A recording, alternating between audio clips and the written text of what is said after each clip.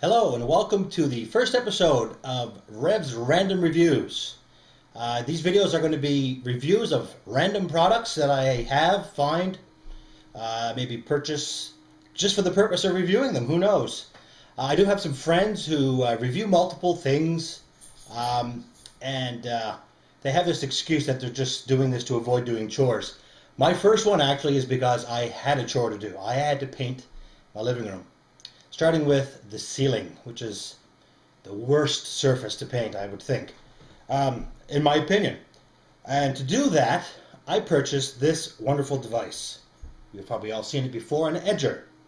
I bought this one at Walmart, of course, because I was there and it was cheap. And it looks the same as the fancy ones. It says a perfect edge every time. So I said, excellent, just what I need. I set it all up, got ready to paint.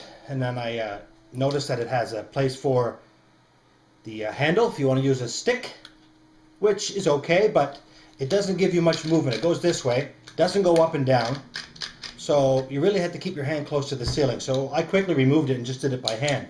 It also has this device on it, which pulls back these two things, which are meant to keep you from getting paint on the other wall. You put it up against the other surface, and it keeps the paint from touching. It doesn't work. You pull it back to dip, you put it up. As soon as you push this on the wall, the paint oozes all over the place, gets on them, gets on the other wall. Paint comes out the side. You have to put enough paint on this in order to get it to apply properly. And here comes another problem with this is you have to push pretty hard to make it work. Like if you just rub it lightly, the paint's not going to stay, it's not going to adhere. So you have to give it a good push, which makes it drip out, come out the sides, which also makes it very hard to move. And as you're working above your head, it's not the easiest place to work. So you have to put a lot of pressure. The paint oozes out the side.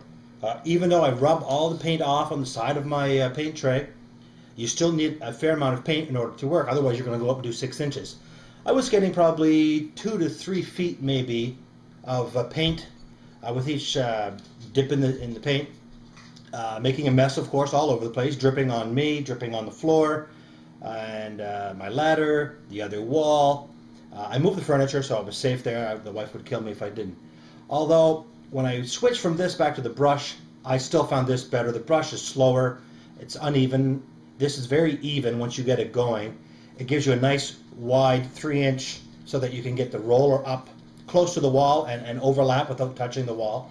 So that works well. It's not a perfect edge every time.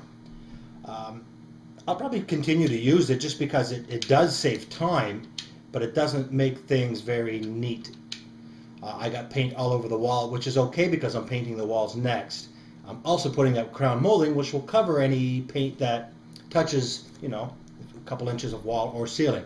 So I'm safe there, but if you're going to do a detailed or very precise area like around a window, you're probably better off with a brush and taking your time.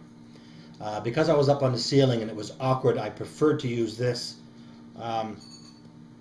For the perfect edge, I'd only give it like a 2 out of 10.